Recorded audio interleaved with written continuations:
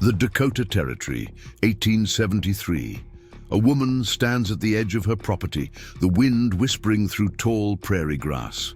She turns toward the sound of approaching hoofbeats, but her eyes, once bright with determination and hope, stare unseeing. At the horizon, this is Rebecca Miller, and she hasn't always been blind. 3 months ago, she could see every detail of the frontier homestead she and her fiancé had claimed. Before we jump back in, tell us where you're tuning in from, and if this story touches you, make sure you're subscribed, because tomorrow I've saved something extra special for you. 3 months ago, she had a future as bright as the Dakota summer sky. Now, abandoned and alone, she faces the coming winter with nothing but darkness ahead. How does a woman survive the unforgiving frontier when she can't even see the dangers surrounding her? And what happens when help arrives from the most unexpected source, a Lakota healer whose own people consider her an outcast? This is a story of survival against impossible odds, of finding light in the darkest places, and of two women from different worlds who discover that sometimes true vision has nothing to do with sight. Rebecca Miller had never considered herself a particularly brave woman. Teaching children their letters in a Boston schoolhouse had required patience, not courage. But that was before the letter arrived from her cousin Martha, before the descriptions of endless skies and untamed possibilities of the Dakota Territory ignited something restless in her soul.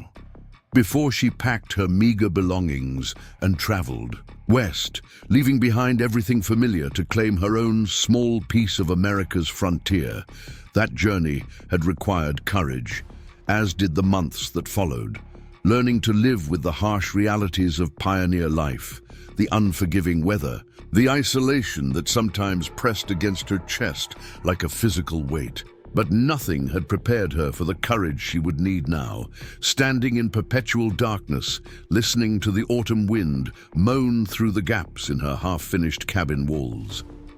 The explosion had happened on an otherwise ordinary August afternoon. Nathan had been clearing a particularly stubborn section of their land, using blasting powder to remove a cluster of boulders too large to move by hand. Rebecca had been hanging laundry, humming to herself, her mind occupied with plans for the small garden she hoped to plant before the first frost. The sound came first, a deafening crack that seemed to split the sky in two, followed by a shower of debris and the horrifying screams. Not her screams, not at first. Rebecca had dropped the wet sheet she'd been holding and ran toward the noise, toward Nathan's cries, finding him sprawled on the ground, clutching his leg, a deep gash pouring blood onto the dusty earth. It was only when she knelt beside him that she felt the sting in her own face, the warm wetness trickling down her cheeks. Only when she tried to assess his wounds did she realize something was wrong with her vision. Blurry at first, then rapidly, darkening around the edges like a photograph being slowly submerged in developing solution. "My eyes," she had gasped, raising fingertips to her face, feeling the embedded fragments of stone and wood. "Nathan, I can't see properly." His response had been to clutch her hand, to promise that everything would be all right. They would get help. They would heal together. That was before the doctor in Silver Creek had pronounced her blindness likely permanent. Before Nathan's touch had grown cold, his visits less frequent. Before she overheard him speaking in hushed tones with his uncle, Harold Blackwood, the wealthy cattle rancher whose fortune Nathan had always envied. Before she woke one morning to Martha Jenkins reading her the note he'd left behind. "He's gone, Rebecca," Martha had said, her weathered hand resting gently on Rebecca's shoulder. "Says he can't tie himself to a blind woman. Says his uncle has offered him a position managing the eastern portion of his ranch, provided he comes alone." Rebecca had sat very still, her hands folded in her lap, her unseeing eyes fixed on what she imagined was Martha's face. "Read it again," she had whispered. "Every word." And Martha had, her voice cracking with anger as she read Nathan's perfectly penned excuses. How he had come west to build something, not to care for an invalid. How he couldn't bear to watch Rebecca struggle. How she would be better off returning east to her family, though they both knew there was no family waiting for her there, not since her parents had passed. "I've left enough supplies to last through September," Nathan had written. "The property claim is in my name. Blackwood is willing to buy it at a fair price, which I've instructed to be forwarded to you. Enough for passage back east." What Nathan hadn't mentioned was that September was already half gone. That winter in the Dakota Territory descended with merciless speed. That passage back east was impossible for a blind woman traveling alone. Now, in the first week of October, Rebecca stood in the doorway of her cabin, the rough wood of the frame familiar beneath her fingertips, listening to the sounds of the frontier she could no longer see. The cabin itself was barely half finished. Nathan had been more eager to clear land for planting than to complete their dwelling. The roof leaked in 3 places. The north wall had gaps between the logs wide enough to slip fingers through. The floor was packed earth in the main room, rough-hewn, planks in the small bedroom. She had memorized every inch of it in the months since the accident, learning to navigate by touch and sound and memory. "You should take Blackwood's offer," Martha had urged just yesterday, her ancient buggy creaking to a stop outside Rebecca's cabin. The old woman made the journey from her own homestead once a week, bringing what supplies she could spare, which weren't many. Winter's coming faster than usual. The signs all point to a hard one. "And go where, Martha?" Rebecca had asked, carefully counting steps from the door to where she knew her single chair waited. "Back east to beg on street corners, to some charitable institution where blind women sit in corners weaving baskets until they die of consumption." Martha had been silent for a long moment. They both knew the reality. A blind woman alone on the frontier faced almost certain death when winter arrived in earnest. But a blind woman elsewhere faced a different kind of death, the slow suffocation of dependence and pity. Rebecca had come west to escape exactly that fate after watching her mother wither away under the care of well-meaning relatives. "At least let me bring Reverend Phillips to speak with you," Martha had finally said. "The church in Silver Creek might take you in through the winter." Rebecca had shaken her head, fingertips tracing the rough grain of her wooden table. "I'd rather take my chances with the blizzards, thank you." Now, standing in her doorway, with the October sun warming her face, she could still sense the difference between light and dark, a small mercy.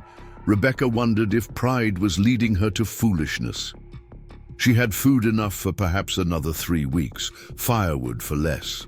Her water came from the creek 50 yards from the cabin, a journey she could make by following the rope Nathan had strung between 2 posts shortly after the accident. One of his few concessions to her new condition before he'd abandoned her entirely. The rope ended at the creek bank. Rebecca had learned to kneel and feel for the water's edge, careful not to overbalance and fall in. The current was gentle now, but she knew from Nathan's descriptions that winter would transform it. The creek would freeze, requiring her to break. The ice, or it would vanish entirely beneath snowdrifts, leaving her without water altogether. These were problems she had no solution for, problems that kept her awake during the endless dark hours. The distant sound of hoofbeats pulled Rebecca from her thoughts. Someone approaching from the east, not from the direction of Martha's homestead or Silver Creek. Her heart quickened. Few travelers ventured this far into the valley unless they had specific business, and Rebecca had no friends here save for Martha. Could it be Nathan, returned with regrets? Or worse, Harold Blackwood, come to pressure her about the land himself? Rebecca stepped back inside the cabin, feeling her way to where Nathan's old rifle stood propped in the corner. Preparing and narrating this story took us a lot of time, so if you are enjoying it, subscribe to our channel. It means a lot to us. Now back to the story. She had never fired it, had never needed to when Nathan was here, but she kept it loaded out of a vague sense that she should have some means of protection. Now she gripped it awkwardly, uncertain whether she could even aim it effectively. Without sight, the hoofbeats grew louder, then slowed. A single rider from the sound of it. The horse snorted, then fell silent. "Hello?" Rebecca called, her voice sounding thin in her own ears. "Who's there?" Silence, then the soft creak of saddle leather as someone dismounted. Footsteps approached, light, hesitant, not Nathan's confident stride, not the heavy boots of Harold Blackwood. "I come in peace," a woman's voice replied. The accent was unusual. English, clearly not her first language, but the words carefully formed as if practiced diligently. "You are alone here?" Rebecca tightened, her grip on the rifle. "Who's asking?" "I am called Anna by some, Wachiwi by my people." A pause. "Your neighbor, the old woman. She said there was a woman here in need." "Martha?" Of course. Unable to convince Rebecca to leave, she had apparently decided to send help instead. But a stranger, a native woman by the sound of it. "Martha sent you?" Rebecca asked, suspicion edging her voice. "She did not send. She spoke of you at the trading post, said a blind woman lived alone near the pine grove, said her man had gone." The footsteps came closer, stopping just short of the cabin's entrance. "I know of blindness, of healing. I came to see." Rebecca's grip on the rifle wavered. In Boston, she had read newspaper accounts of the Indian problem, the endless conflicts between settlers and the indigenous tribes whose lands they claimed. Nathan had spoken contemptuously of the local Lakota, viewing them as obstacles to progress, rather than people with their own claim to the territory. But Rebecca's father had been different. A doctor who treated patients regardless of origin, who spoke of the sophisticated medicines native healers sometimes employed. "You're Lakota?" Rebecca asked. "Yes, from the camp beyond the Black Hills." Another pause. "You are afraid. This is wise, but I mean no harm." Rebecca hesitated. If this woman had wanted to hurt her, to rob her or worse, she could have done so already. A blind woman with a rifle she couldn't aim presented little threat. "What did you mean when you said you know of blindness, of healing?" Rebecca asked, lowering the rifle slightly. "My grandmother was a healer.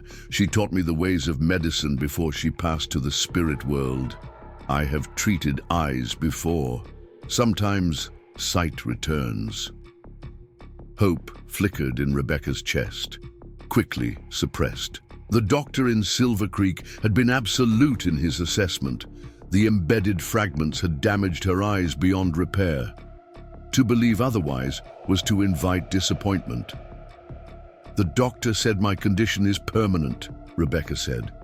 "Many things. White doctors call permanent, we call not yet healed." The voice had moved again, still outside, but closer to the doorway. "May I enter?" The sun grows lower. Night comes soon.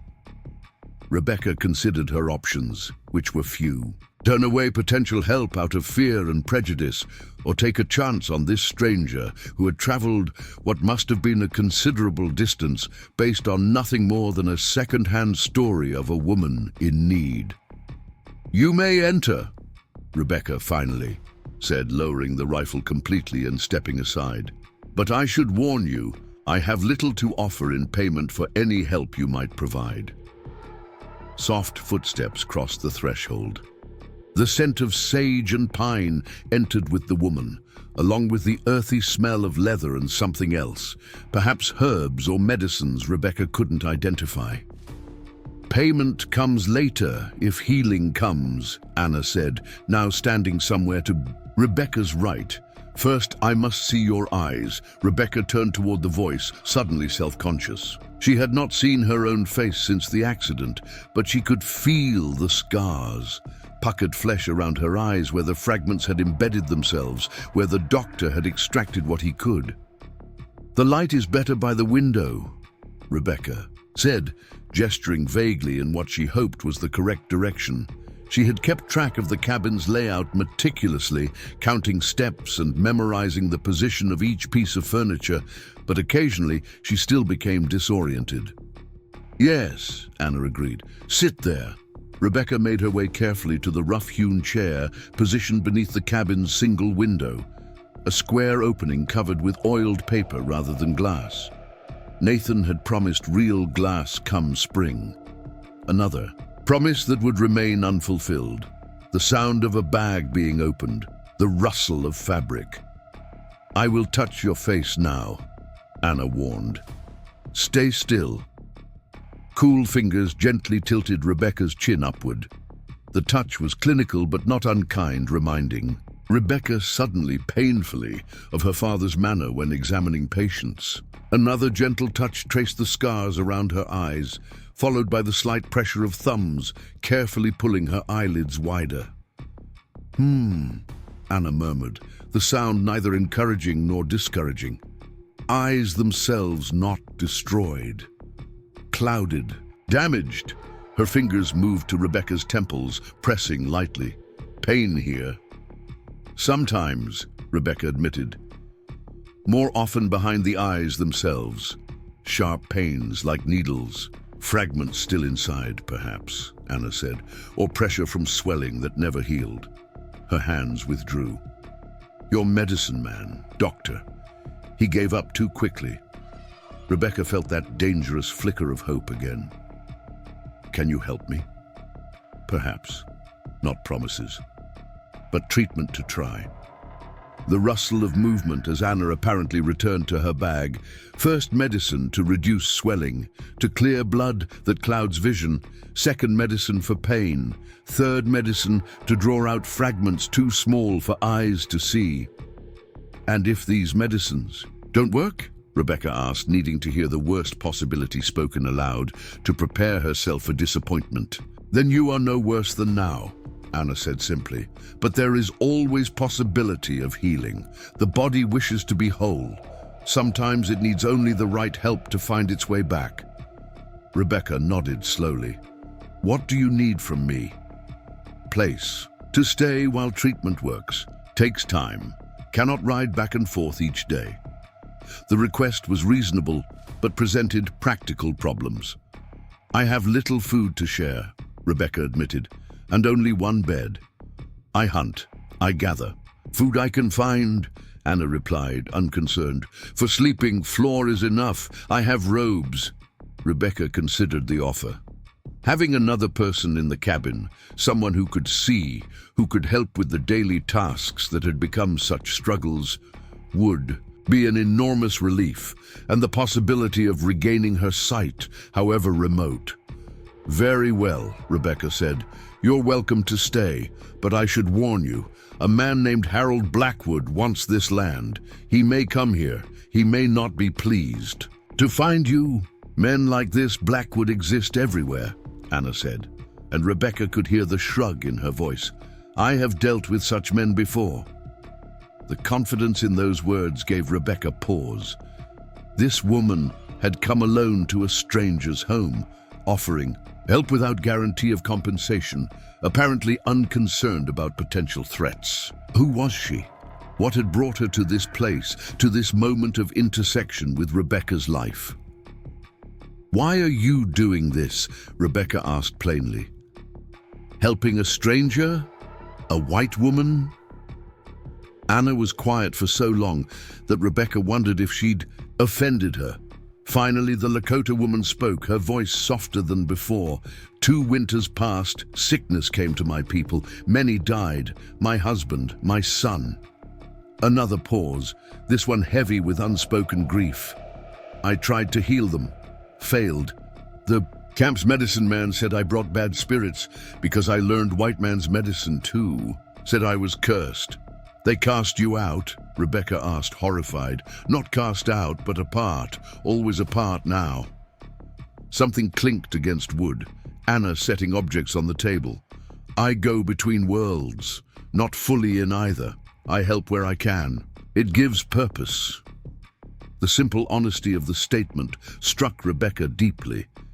Here was someone else who understood displacement, who knew what it meant to be caught between belonging and isolation. Different circumstances, but perhaps a similar pain. "I understand being apart," Rebecca said quietly. "I thought coming west would give me a new beginning. Instead, it seems to have given me an ending." "Not ending," Anna said firmly. "Just darkness before new path appears. Now tilt head back. First medicine must go in eyes. Will sting like fire at first." Rebecca obeyed, bracing herself. As the first drops hit her eyes, the promised burning sensation made her gasp. Her hands clutched the edges of her chair, knuckles white with tension. "Breathe through pain," Anna instructed. "Pain means medicine works." Rebecca forced herself to take deep breaths, to endure the fiery sensation. After what seemed an eternity, the burning began to subside, replaced by a curious numbness. "Good," Anna said, her voice approving. "Now rest, keep eyes closed, let medicine work." The sound of movement as she stepped away. "I will prepare food. Later, second treatment." As Rebecca sat with her eyes closed, tears streaming down her cheeks from the medicine's effects, she realized something extraordinary had happened. For the first time since Nathan had left, since the doctor had pronounced her condition hopeless, she felt something other than despair. Not quite hope, she dared not name it that, but perhaps its precursor, possibility. Outside, the wind picked up, carrying with it the first hint of winter's approach. But inside the cabin, something else stirred, something fragile and new, like the first tendril of a plant pushing through frozen ground toward distant sunlight. Rebecca didn't know if Anna's medicines would restore her sight. She didn't know if she would survive the coming winter. But in this moment, with the scent of sage and pine filling her cabin and the sound of another person moving about her small home, Rebecca Miller allowed herself to imagine a future beyond darkness. And for now, that was enough. Morning arrived, with a chill that seeped through the cabin walls. Rebecca woke to unfamiliar sounds, the soft whisper of movement, the gentle clink of metal against metal, the quiet crackling of a freshly stoked fire. For a moment, disorientation seized her. Then memory returned. Anna, the Lakota healer, the treatment that had burned like fire before settling into a curious numbness. "You're awake," Anna observed, her voice coming from near the hearth. "How do eyes feel today?" Rebecca reached up tentatively, touching her fingertips to her eyelids. The skin felt less swollen, though still tender. "Less painful," she admitted, sitting up on her narrow bed, "but still dark." "First treatment only beginning," Anna said. "Healing takes time. Like seed in ground, does not become tree in single day." Rebecca nodded, swinging her legs over the edge of the bed. The floor felt cold beneath her bare feet. October had arrived with teeth, bringing frost each morning that lingered longer with each passing day. Soon, the first snows would follow. "I've made tea," Anna said, "from roots that strengthen blood, good for healing." The scent reached Rebecca now, earthy and unfamiliar, neither pleasant nor unpleasant. She stood carefully, counting steps, toward the main room where a small table and 2 chairs stood. Nathan had crafted the furniture himself, one of the few practical skills he'd possessed. Rebecca had spent hours sanding the rough-hewn surfaces smooth, making them comfortable for the home she had imagined they would build together. "Thank you," Rebecca said, finding her way to a chair. "I smell something else as well. Meat?" "Rabbit," Anna confirmed. "Caught in snare I set yesterday. There is bread too. Found flour in your stores." Rebecca's hand found the edge of the table, then moved carefully until it encountered a wooden cup. "You've been busy while I slept. Daylight precious as winter approaches," Anna replied matter-of-factly. "Much to prepare." The simple statement carried heavy implications. Winter in the Dakota Territory was not merely a season, It was a siege, a months-long battle against cold and isolation and hunger. Even with two able-bodied people with full sight, preparation would be a challenge. With Rebecca's condition and their limited resources, "What can I do to help?" Rebecca asked, determined not to be useless despite her blindness. Anna was quiet for a moment, as if considering. "Your hands still work," she finally said. "Can you weave?" "I can sew," Rebecca offered, "and knit, though it's been some time." "Good, we need more blankets, warmer clothes," the sound of a plate being set on the table. "Eat first, then second treatment for eyes. Then I will show you what to do." The rabbit was tender, seasoned with herbs Rebecca couldn't identify. The bread was rough but filling. As she ate, Rebecca realized this was the first proper meal she'd had in weeks. Since Nathan's departure, she'd subsisted mainly on dried goods and whatever simple food she could prepare without sight. Oatmeal, hardtack, jerky.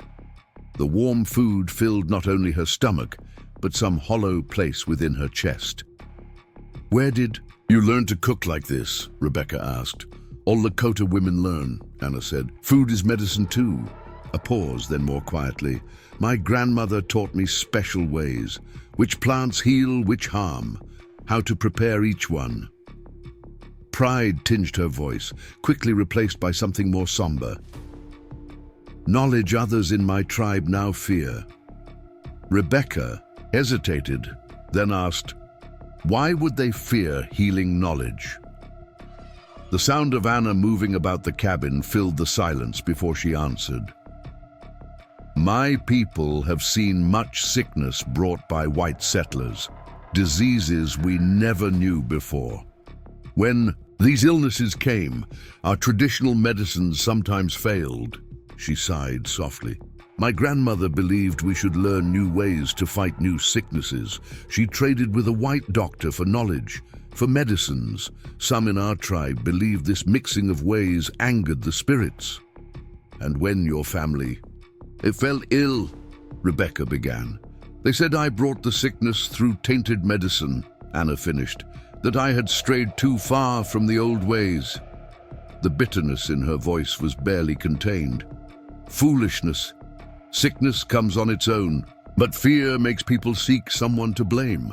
Rebecca nodded slowly. She understood blame well enough. In the weeks after her accident, in the dark hours when sleep eluded her, she had turned over every moment of that day, searching for the mistake, the carelessness that had cost her sight. Had she distracted Nathan at a crucial moment? Had she failed to maintain proper distance from the blasting site? Should she have insisted they hire experienced help rather than attempting to clear the land themselves? "I understand," Rebecca said quietly. "After the accident, I blame myself, then Nathan, then God." "And now?" Anna asked. Rebecca considered the question. "Now I simply try to survive each day," she admitted. "Blame doesn't warm the cabin or fill the pantry." A soft sound, perhaps approval, came from Anna. "Practical thinking," she said. "Good. Now, time for medicine." The second treatment was different from the first. Instead of drops that burned, Anna placed cool, damp compresses over Rebecca's eyes. The cloths smelled of pine and something sharper, a medicinal scent Rebecca couldn't identify. "What is this?" she asked as the compresses settled against her. "Eyelids, pine resin, mountain herbs, other things." Anna's hands gently pressed the cloths more firmly against Rebecca's eyes. Draws out old blood, reduces swelling inside eye. Her fingers moved to Rebecca's temples, massaging in small, firm circles. "Pain here still?" "Less than yesterday," Rebecca admitted. The headaches that had plagued her since the accident had dulled somewhat overnight. "Good sign," Anna said. "Tonight, different medicine, to help body push out tiny fragments still inside." Rebecca wanted to ask how Anna could know there were still fragments embedded in her eyes when the doctor in Silver Creek had claimed to have removed them all. but she remained silent, allowing herself to simply experience the treatment, the gentle pressure of Anna's capable hands, the cool relief spreading through her aching eyes. "How did you know to come here?" Rebecca asked after several minutes of companionable silence. "You said Martha spoke of me, but Silver Creek is nearly 15 miles away. I go there to trade," Anna explained. "Herbs and medicines for supplies I cannot make myself. Your Martha Jenkins was speaking with the storekeeper. Said her neighbor woman had been left blind and alone by a coward man. Said you refused to leave your home." A pause. "She feared for you with winter coming." "Martha's kind," Rebecca said, "but I couldn't bear the thought of being dependent on charity, of being the object of pity in some church basement in Silver Creek." "Pride," Anna observed, not unkindly. "Sometimes good. Sometimes foolish." Rebecca smiled despite herself. "My father used to say something similar. He was a doctor in Boston. He believed in helping others, but he also believed people needed dignity more than charity." "Wise man," Anna said. "Now, sit still. Medicine needs time to work." The day passed in a rhythm that felt surprisingly natural. After the treatment, Anna guided Rebecca through the process of carding wool, a task Rebecca could perform without sight once she found the rhythm of it. The wool had come from Anna's saddlebags, apparently traded for in Silver Creek. They worked, in comfortable silence, punctuated by occasional conversation. Mostly practical matters about the cabin, the approaching winter, the supplies they would need. As evening approached, bringing with it a bitter wind that moaned through the cabin's imperfect walls, Anna examined the structure with growing concern. "Too many gaps," she said, running her hands along the north wall where the logs had been. "Hastily fitted together. Wind comes through, heat escapes." "Nathan planned to seal it properly before winter," Rebecca explained. "He used something called chinking, a mixture of clay, straw, and lime, I believe." "Have materials," Rebecca considered. "There's a pile of clay-rich soil Nathan dug from near the creek. I know we had lime somewhere, perhaps in the lean-to." "We'll find," Anna said decisively. "Tomorrow, fix walls. Tonight, more medicine." For eyes, the third treatment was the most challenging yet. A paste that smelled strongly of herbs and something metallic was spread over Rebecca's closed eyelids and surrounding skin. Unlike the previous applications, this one tingled uncomfortably, creating a sensation of heat that built slowly rather than immediate burning. "This will draw out remaining fragments," Anna explained. "May itch, may burn. Try not to touch." Rebecca gripped the edges of her chair, focusing on her breathing as the discomfort increased.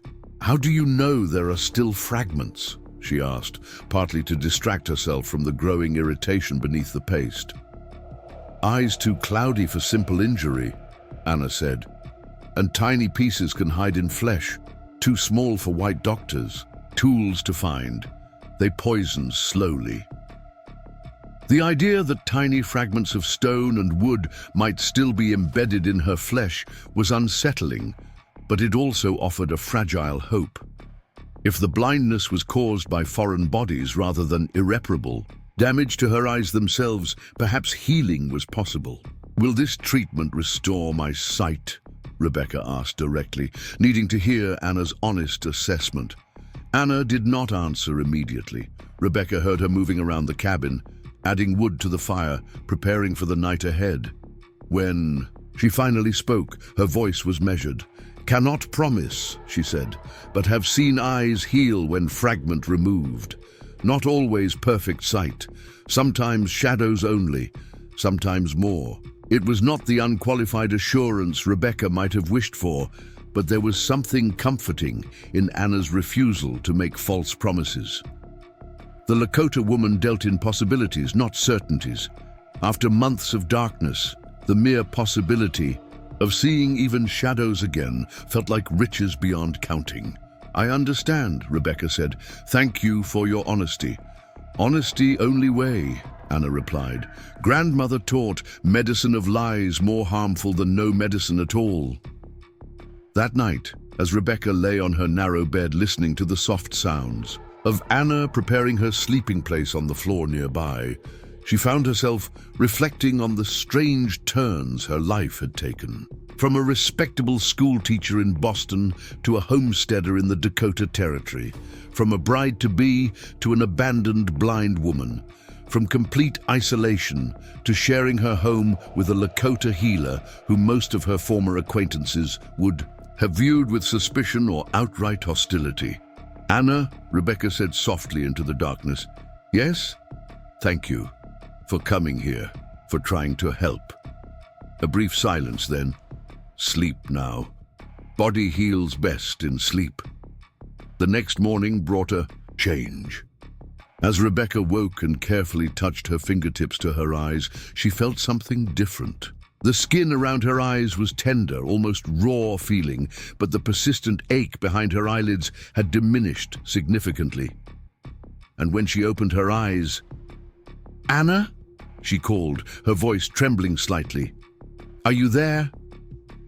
"Here," came the immediate response, followed by the sound of movement as Anna approached from the direction of the hearth.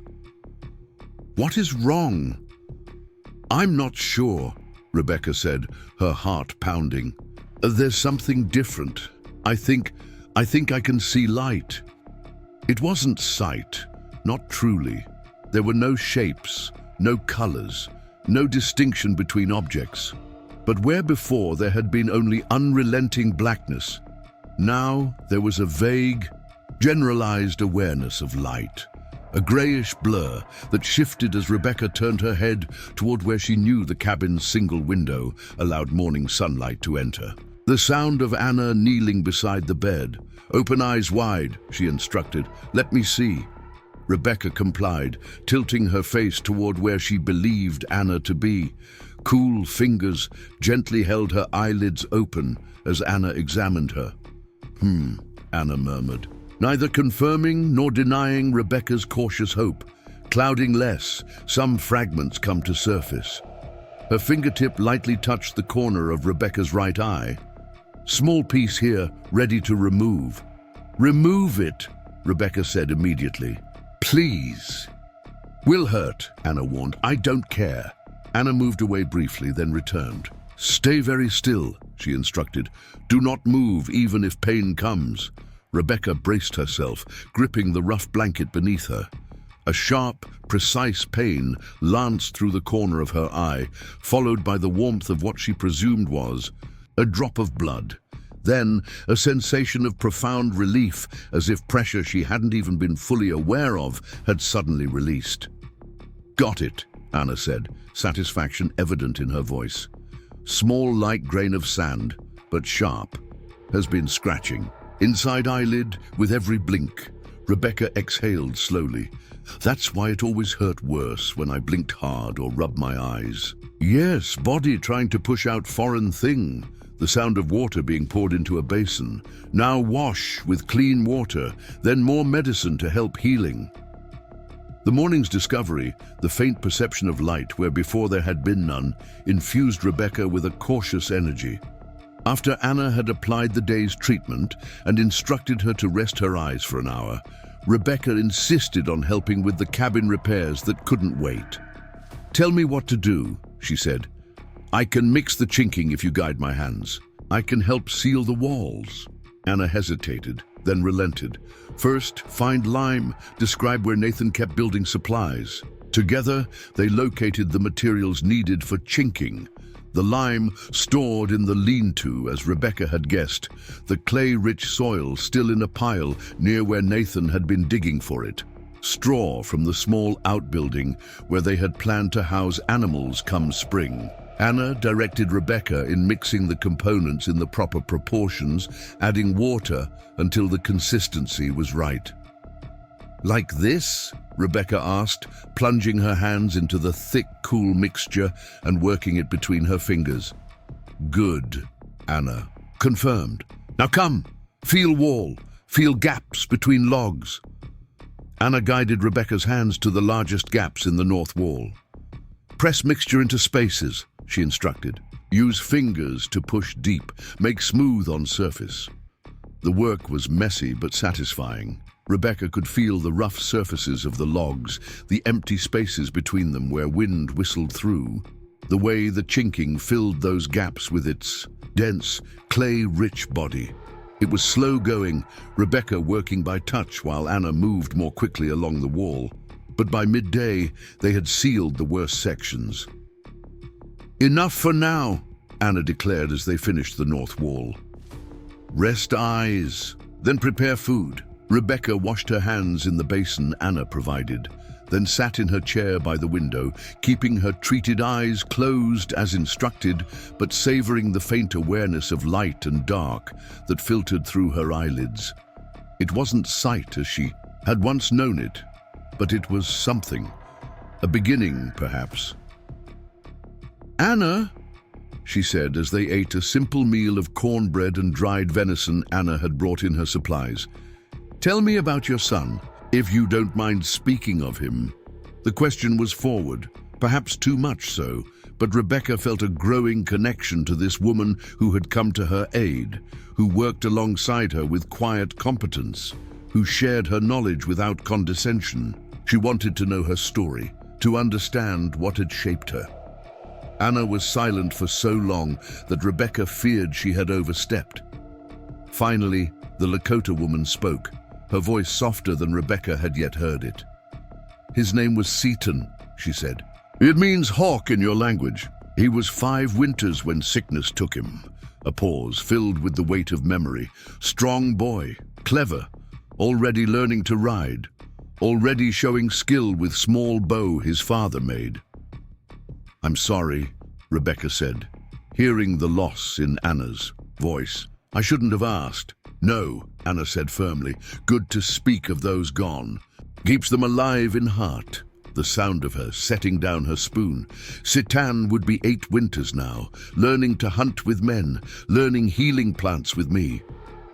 "You believe your medicines could have saved him," Rebecca said, understanding dawning.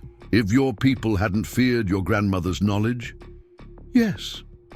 The single word held years of grief and anger. Fever medicine from white doctor could have cooled his blood, kept him alive until body could fight sickness. Another pause. "My husband died trying to seek help from neighboring camp, caught in sudden storm, found frozen 3 days later." The magnitude of Anna's loss was staggering. Husband and child both, and then the added burden of her tribe's suspicion. Yet here she was, still practicing her healing arts, still reaching out to help a stranger. "How do you continue?" Rebecca asked softly. "After losing so much?" "What choice is there?" Anna replied simply. "Either continue or lie down and die. I choose to continue, to use knowledge that cost so much." The scrape of her chair as she stood. "Now more work before daylight fades. Tomorrow must hunt, stores too low for winter." The afternoon passed with further repairs to the cabin. Anna examined the roof, locating the worst leaks and showing Rebecca how to patch them using pine pitch and layered bark. They gathered additional firewood, Anna cutting while Rebecca stacked. By evening, the cabin felt noticeably warmer, the wind no longer finding easy passage through the walls. As night fell, bringing with it a bone-deep chill that hinted at the winter to come, Anna prepared the 4th treatment for Rebecca's eyes. This one was different. A steaming infusion of herbs over which Rebecca leaned, allowing the medicinal vapors to envelop her face. "Breathe deeply," Anna instructed. "Medicine enters through eyes, through nose, through skin." The steam carried complex scents, pine and something floral, beneath which lay earthy undertones Rebecca couldn't identify. She breathed as directed, feeling the warm moisture against her face, sensing the subtle changes in her eyes as the treatment progressed. "Anna," Rebecca said hesitantly as the steam began to dissipate, "what will you do when winter comes fully?" Will you return to your people? The question had been weighing on her mind. Though they had known each other barely 2 days, Rebecca had already grown accustomed to Anna's presence, to her quiet competence, to the shared work that made Rebecca feel useful despite her blindness. The thought of returning to solitude once her eyes were treated, successfully or not, filled her with a dread she hadn't expected. "Cannot return yet," Anna said after a pause, still too much distrust. The sound of her moving about the cabin, preparing for sleep. "Will stay until first heavy snow. By then, we'll know if eyes can heal more." It wasn't a promise to remain through winter, but it offered at least a short reprieve from the isolation Rebecca had been facing. A few weeks, perhaps a month if the heavy snows held off. Time enough for further healing, for preparation, for what? Rebecca wasn't certain what she hoped for, beyond the immediate goal of regaining some portion of her sight. "And if the snows come early?" Rebecca asked. "Then decision comes early too," Anna replied pragmatically. "Sleep now. Tomorrow eyes need rest from treatment. We'll hunt instead." That night, Rebecca dreamed of color for the first time since the accident. Not clear images, but washes of blue and green and gold flowing like water through her sleeping mind. She woke before dawn with tears on her cheeks, an emotion too complex to name filling her chest. The 5th day of Anna's residence brought a change to their routine. True to her word, Anna prepared to hunt, gathering a bow and quiver of arrows from her supplies. "We'll be gone much of day," she told Rebecca as she prepared to leave. "Have set water to boil for tea. Bread from yesterday on table. Rest eyes. Today, no treatment until return. Be careful," Rebecca said, suddenly anxious at the thought of being alone again, even for hours. "The weather feels unsettled." "Yes," Anna agreed. "Storm coming. Not today, but soon. Good hunting before storm. Animals know it comes. They feed heavily." The sound of her donning her leather jacket. "Rest. Prepare wool for spinning. We'll bring meat for smoking before snow flies." After Anna departed, the cabin fell into a silence that seemed deeper than before. Rebecca followed Anna's instructions, resting her eyes for the morning hours, then carefully finding the carded wool they had prepared the previous day. Her fingers worked methodically, drawing out the fibers, twisting them together in preparation for spinning. It was work she could do without sight, work that allowed her mind to wander. She found herself thinking of Boston, of the life she had left behind. The small room she had rented near the school where she taught, the orderly days filled with lessons and corrections and the bright voices of children. The security of knowing what each day would bring, and the gradual suffocation that security had begun to represent after her parents' deaths. The letter from Martha had arrived at a moment when Rebecca had been questioning everything about her life, the spinsterhood that stretched before her, the increasingly restrictive expectations placed on a woman in her position, the sense that life was passing her by. Martha's descriptions of the Dakota Territory, of land available for claiming, of the freedom and possibility of the frontier, had ignited something in Rebecca's spirit. Something reckless, perhaps, something hungry for more than the narrow constraints of a schoolteacher's existence. Had it been a mistake? Sitting in her half-finished cabin, blind and abandoned, with winter approaching and resources dwindling, it was tempting to think so. Yet even now, Rebecca couldn't bring herself to regret the decision entirely. She had known freedom here, however briefly, had known partnership, however flawed Nathan had ultimately proven to be, had known the satisfaction of building something with her own hands, of claiming space in the vast openness of the territory. And now she knew Anna, a woman who had lost everything yet continued forward with a pragmatism that bordered on stubbornness, who shared her knowledge freely despite having been punished for it, who had traveled miles to help a stranger based on nothing more than a second-hand story and her own compulsion to heal. The sound of approaching hoofbeats pulled Rebecca from her thoughts. too soon for Anna's return. Her heart quickened. Setting aside the wool, she rose and moved carefully toward the door, counting steps, one hand extended to find the familiar surfaces that guided her. "Hello?" she called, not opening. "The door." "Who's there?" "Miss Miller?" a male voice replied, not Nathan's voice, which Rebecca had half feared, half hoped to hear. This voice was deeper, rougher, vaguely familiar, though she couldn't immediately place it. "Yes," she confirmed cautiously. "Who's asking?" "Harold Blackwood, ma'am. We met briefly in Silver Creek some months back, before your accident."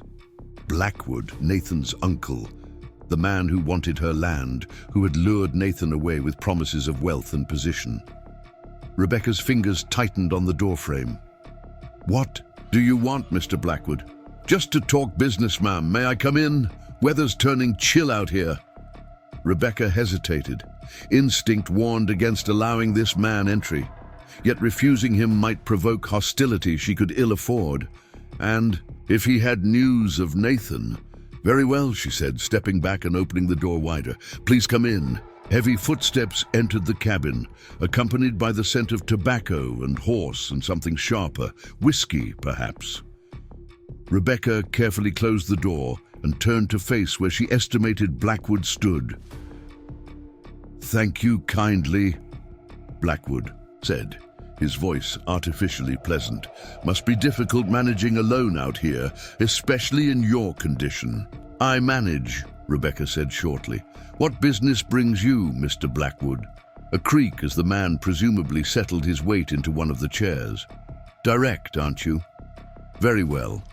I've come about the property claim. Nathan tells me he left you a letter explaining the situation." "He did," Rebecca confirmed, remaining standing, unwilling to sit and place herself at a further disadvantage. "Then you understand that legally the claim is in his name. The cabin, the land, it all belongs to him." A pause. "And he's authorized me to offer you a fair price for any improvements you've made. Enough to see you back east, comfortably." "I have no desire to return east," Rebecca said, keeping her voice steady, despite the anger building in her chest. "This is my home now." "Miss Miller," Blackwood said, his tone shifting from pleasant to condescending, "be reasonable. Winter's coming. You're a blind woman alone in the wilderness. It's not safe. It's not practical." "My practicality is not your concern," Rebecca replied, "and I'm not alone." The words slipped out before she could consider their implications. A heavy silence filled the cabin as Blackwood processed Rebecca's statement. She could almost feel his gaze on her, assessing, calculating. "Not alone," he finally repeated, disbelief evident in his voice. "Who exactly is fool enough to throw in their lot with a blind woman on the edge of nowhere?" Rebecca lifted her chin slightly. "I have help, that's all you need to know." Blackwood's laugh was sharp, dismissive. "Martha Jenkins? That old woman can barely manage her own place. She's not going to see you through winter. My arrangements are my own concern," Rebecca said firmly. "Now, if you've said your piece, Mr. Blackwood, I have work to attend to." The chair creaked as Blackwood rose.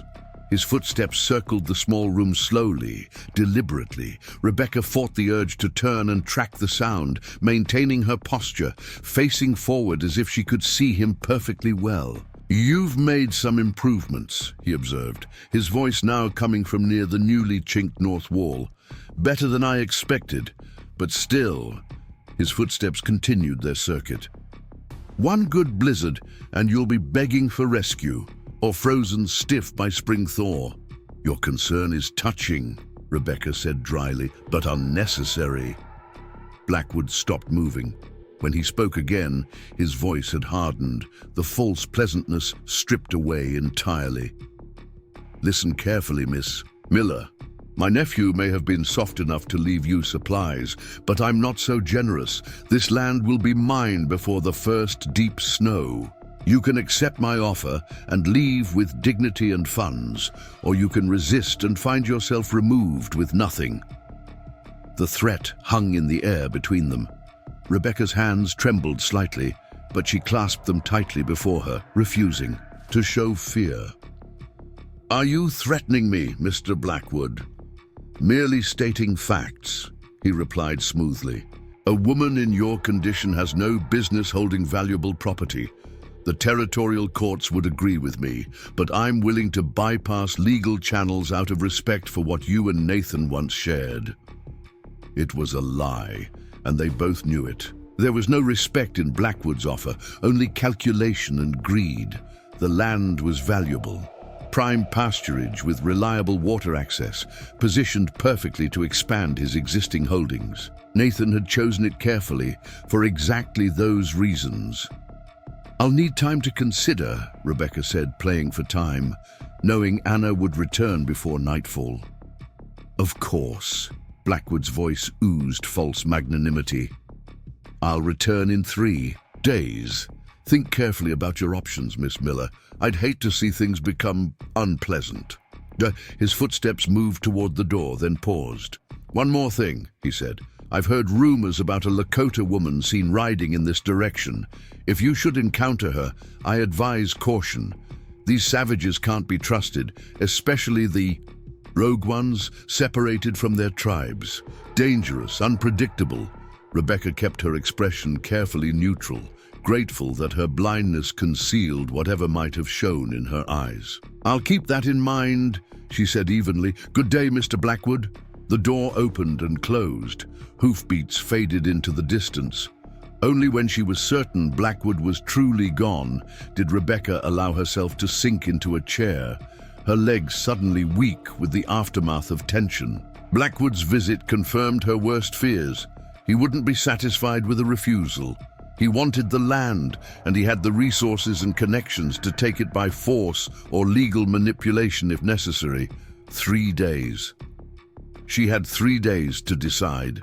Capitulate and lose everything she had worked for, or stand firm and risk whatever unpleasant measures Blackwood might employ. And there was Anna to consider. Blackwood's warning about the Lakota woman had carried its own threat. If he discovered Anna was staying with her, helping her, what might he do? The Dakota Territory was rife with tensions between settlers and indigenous tribes. Anna's presence could be twisted into something threatening, could be used as justification for actions that made Rebecca's blood run cold to contemplate. The remainder of the day passed with excruciating slowness. Rebecca attempted to resume her work with the wool, but her fingers kept tangling the fibers, her mind too preoccupied with Blackwood's threats to maintain the necessary rhythm. Eventually, she abandoned the effort. Instead, she began a methodical inventory of the cabin, using touch and memory to catalog every resource at her disposal. The food stores in the small pantry: flour, dried beans, salt pork, cornmeal, coffee, sugar. Enough for perhaps 3 weeks if stretched carefully. The firewood stacked against the eastern wall, a decent supply but not nearly enough for the full winter. Tools hanging on pegs, an axe, a hammer, Nathan's hunting rifle with a limited supply of ammunition. Physical resources were scant, but knowledge was another matter. Rebecca had spent the summer learning from Martha Jenkins, absorbing generations of frontier wisdom. She knew how to preserve food, how to bank a fire to last through the night, how to reinforce walls against winter winds. And now she had Anna's knowledge as well: medicinal plants, hunting techniques, survival skills honed by a people who had thrived in this harsh landscape for centuries before European settlers arrived. Could they survive the winter together? It seemed possible, but Blackwood was another matter entirely. Wealth and connections made him a formidable enemy, one that neither medicinal knowledge nor frontier skills could easily defeat. The sound of approaching hoofbeats yanked Rebecca from her thoughts. She tensed, fearing Blackwood's return, then relaxed as she recognized the lighter cadence of Anna's horse. Moving carefully to the door, she opened it just as Anna dismounted. Successful hunt? Rebecca called, relief evident in her voice. Yes, Anna replied, satisfaction clear in her tone. 2 deer, good size, meat for smoking, hides for tanning. A pause. Something happened. Your face shows worry. Rebecca stepped back into the cabin, allowing Anna to enter. We had a visitor, Harold Blackwood. The sound of Anna setting down her gear. The man who wants this land. Yes, he's given me 3 days to accept his offer and leave.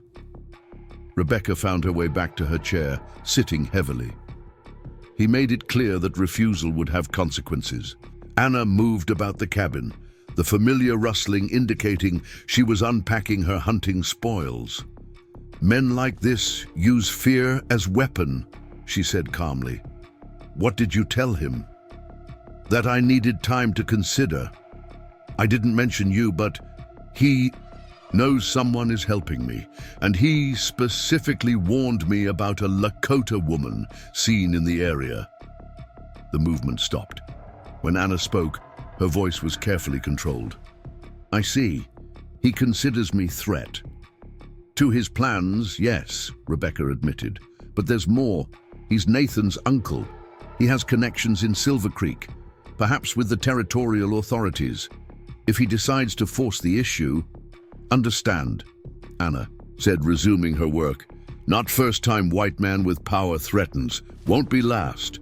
There was a remarkable lack of fear in her voice, only a practical assessment of their situation. Now we prepare. First, process meat from hunt, smoke for preservation, then make plans. Rebecca marveled at Anna's composure. Where Rebecca felt overwhelmed by Blackwood's threats, Anna seemed to view them as simply another obstacle to navigate, no different from a coming storm or a demanding physical task. You're not afraid? Rebecca asked, unable to keep the question inside. Fear changes nothing, Anna said simply. Action changes outcome. Come, help with meat. Work now, worry later. The rest of the day passed in industrious preparation. Anna instructed Rebecca in the proper way to cut and prepare venison for smoking, guiding her hands when necessary, but allowing her to work independently when possible. They worked side by side, establishing a rhythm that felt natural despite their short acquaintance. As evening approached, bringing with it a sharp drop in temperature that promised frost by morning, Anna built up the fire and prepared the night's medicine for Rebecca's eyes.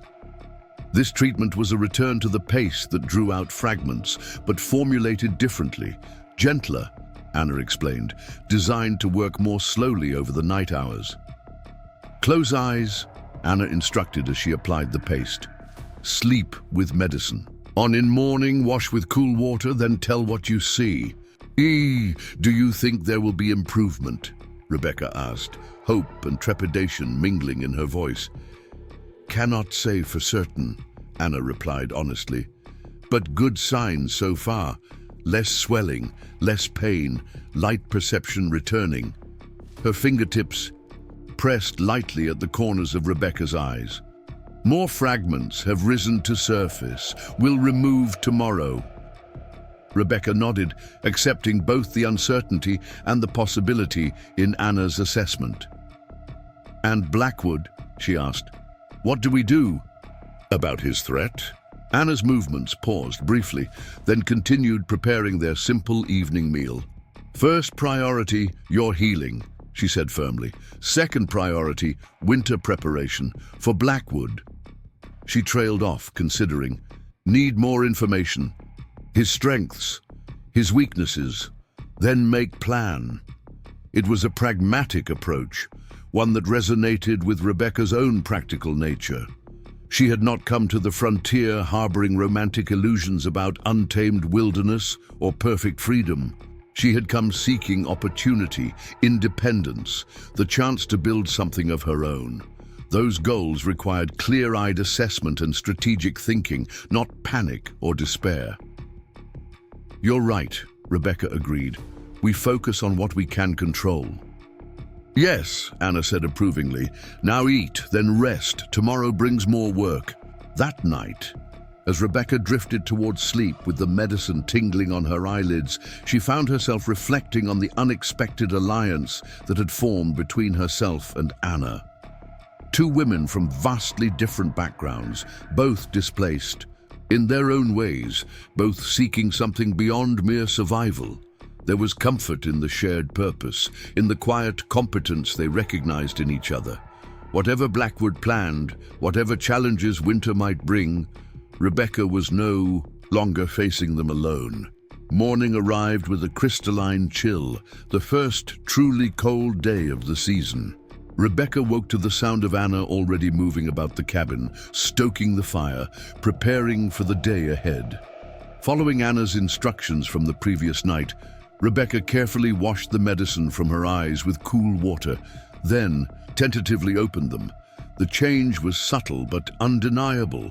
The vague light perception of previous days had deepened, developed nuance. There were still no clear shapes, no colors beyond variations of gray, but Rebecca could now discern differences in light intensity across her field of vision.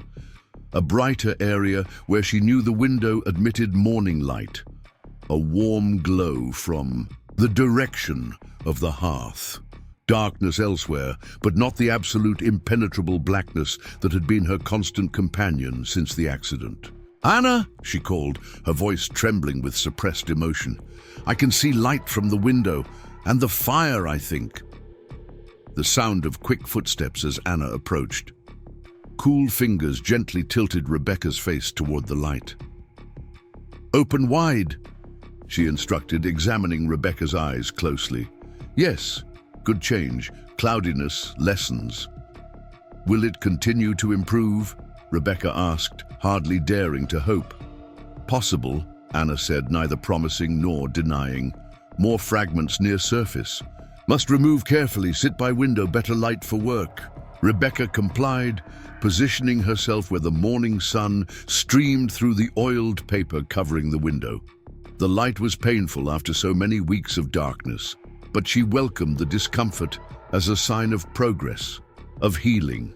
Anna's touch was deft and precise as she worked, using some small implement, tweezers perhaps, to extract tiny fragments that had worked their way to the surface of Rebecca's eyes and surrounding tissue. Each removal brought a sharp pain, followed by profound relief, as if pressure she hadn't fully recognized was suddenly released. "How many fragments?" Rebecca asked as Anna worked. "Many tiny ones," Anna replied, focused on her task. "Like sand. Grains. In right eye, 7 so far. Left eye, 5.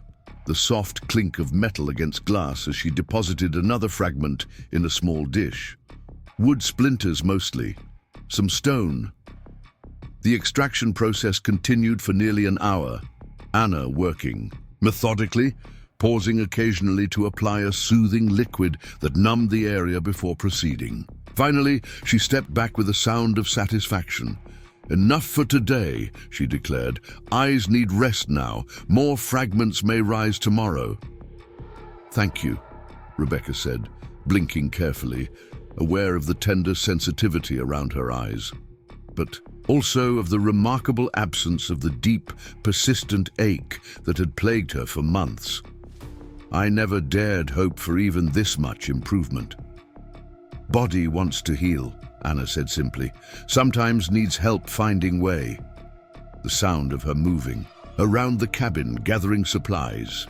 Now must prepare for winter and for Blackwood's return. The mention of Blackwood's name sobered Rebecca immediately. The joy of partial sight returning dimmed somewhat in the face of the very real threat he posed. "What should we do?" she asked. "First, secure what we have," Anna said practically. "Finish repairs to cabin. Smoke meat. Gather final herbs before frost kills them." She paused, then continued more deliberately. "Also good to know enemies' movements. We'll ride to Silver Creek today. Listen to talk. Learn what Blackwood plans." Alarm shot through Rebecca. "Is that safe? If he sees you?" "Won't see me," Anna assured her. "Know how to move unseen when needed." White men in towns notice what they expect to notice, nothing more. There was something in Anna's tone, a hard-earned wisdom born of navigating a world that viewed her with suspicion or outright hostility. Rebecca realized how little she truly knew about the challenges Anna had faced beyond the tragedy of losing her family and the rejection by her tribe. "Be careful," Rebecca said. I've grown accustomed to your company." A soft sound, perhaps a suppressed laugh. "We'll be careful," Anna promised. "You continue treatment while I'm gone. Have prepared medicine in small pot on hearth. Apply to eyes at midday. Rest. When I return, we make plans." After Anna departed, Rebecca turned her attention to the tasks within her limited capabilities. With her improved light perception, she found she could move about the cabin more confidently, locating objects by their shadows and highlights rather than solely by touch and memory. It was a small improvement, but it filled her with hope that further healing might follow. At midday, following Anna's instructions, Rebecca carefully applied the prepared medicine to her eyes. This mixture was cooling rather than burning, bringing immediate relief to the lingering soreness from the morning's extractions. As she sat with closed eyes, allowing the medicine to work, Rebecca found her thoughts turning again to Blackwood and his threats. What would he do when she refused his offer? For there was no question now of accepting, not with Anna's treatments showing promise, not with the cabin gradually becoming more secure against the approaching winter. The land was rightfully hers, morally, if not legally, and she would not surrender it without a fight. But what form would that fight take? Blackwood had resources, connections, the weight of legal authorities who would naturally side with a prosperous white rancher over a blind woman and her Lakota companion. Direct confrontation seemed doomed to failure. A memory surfaced from Rebecca's teaching days. A particular book she had shared with her older students, Sun Tzu's The Art of War, controversial at the time for a schoolmistress to be teaching. But Rebecca had valued its strategic insights. The supreme art of war is to subdue the enemy without fighting, the ancient Chinese general had written, and appear weak when you are strong and strong when you are weak. The philosophy resonated now. Perhaps there was a way to approach this conflict that didn't rely on physical strength or legal standing, neither of which favored their position, but on strategy, on understanding Blackwood's motives and turning them to advantage. Rebecca was still contemplating possibilities when she heard the now familiar sound of Anna's horse returning, hours earlier than expected. Moving carefully to the door, she opened it to the late afternoon light. "You're back early," she called, unable to see Anna clearly, but sensing her presence dismounting nearby. "Is something wrong?" "News from Silver Creek," Anna replied, her voice tight with suppressed urgency. "Blackwood not waiting 3 days. Gathering men tonight. Plans to come at dawn." Rebecca's heart sank. "How do you know this?" The sound of Anna quickly unpacking her horse, movement more hurried than her usual deliberate pace. "Overheard in trading post. Blackwood drinking with men from his ranch. Talking freely, thinking no one important listening." "What exactly did he say?" Rebecca asked, stepping back to allow Anna entry into the cabin. Anna moved past her, setting down what sounded like several packages. "Said blind woman stubborn. As mule. Said land too valuable to risk losing to squatters or savages." Her voice hardened. "Said example needed to show what happens when proper ownership disputed." "An example," Rebecca repeated softly, understanding the implicit threat. "Did he say how many men?" 4 besides himself," Anna replied. "Armed, plan to arrive dawn tomorrow, force you to sign paper transferring claim, burn cabin after." The brutality of the plan momentarily robbed Rebecca of speech. There was a calculated cruelty in Blackwood's strategy, not merely taking the land, but destroying the home she had helped build, eliminating any chance of her starting over elsewhere on the property. "We have to leave," Rebecca said finally, practical instinct taking over. "Tonight, we can go to Martha's homestead, perhaps." "No," Anna interrupted, her voice firm. "Not running." Rebecca turned toward her voice, astonishment momentarily, overriding her fear. "Anna, there are 5 armed men coming at dawn. We are 2 women, one of them blind. This isn't a fight we can win." "Not all fights won with guns," Anna replied. There was movement as she presumably continued unpacking her supplies. "Brought things from Silver Creek, tools for defense, and have plan." "What kind of plan could possibly work against those odds?" Rebecca demanded. "Plan that uses their expectations against them," Anna said. "They expect frightened women, easy targets." A pause. What if instead find something unexpected? Something frightening? Despite her anxiety, Rebecca found herself intrigued. "What do you mean?" Anna's voice lowered, taking on the rhythmic quality of a storyteller. "My people know many things white men fear. Spirits, sickness, things they cannot explain." The sound of items being placed on the table. "Blackwood and men fear what they don't understand. We give them something not to understand." Skepticism warred with desperate hope in Rebecca's mind. "You're suggesting we... what? Pretend the cabin is haunted? That we've called down some spiritual vengeance on them?" "Not exactly," Anna replied, a hint of amusement in her voice despite the gravity of their situation. "More practical. Have purchased specific items in Silver Creek. Will create effects, things to unsettle minds already suspicious." "Well, what kind of effects?" Rebecca asked, curiosity now fully engaged. "First, certain herbs, when burned, cause confusion, disorientation," Anna explained. "Second, mixture of minerals creates smoke that irritates eyes, makes breathing difficult. Third," she hesitated, "more dangerous but effective, small amount of blasting powder." "Blasting powder?" Rebecca gasped, memories of the accident that took her sight flooding back. "That's far too dangerous, Anna." "Not for explosion," Anna clarified quickly. "Small amounts only, for light, for sound, to create impression of something powerful, something beyond ordinary." Rebecca paced the small cabin, considering the strategy. It seemed desperate, even foolhardy. Yet what alternative did they have? They couldn't fight directly. They couldn't flee. Not with Rebecca's limited vision, not with winter closing in and nowhere truly safe to go. "Do you truly believe this could work?" she asked finally.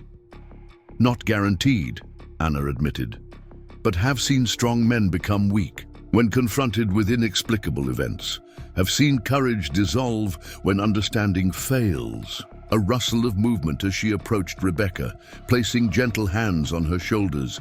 "Not only plan, also have practical defenses prepared. But main strategy is to create doubt, fear, make them question wisdom of their actions." Rebecca took a deep breath, releasing it slowly. "All right," she said. "Tell me exactly what you need me to do." The remainder of the day passed in intense preparation.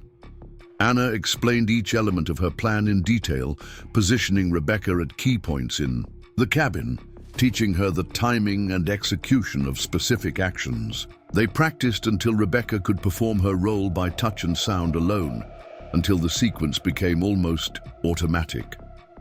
As evening settled over the valley, bringing with it a penetrating cold that suggested snow might not be far off, Anna began the final preparations. The small cabin was transformed into something both familiar and strange. Familiar in its physical layout, which Rebecca had memorized over months of blindness. Strange in the additions Anna had introduced.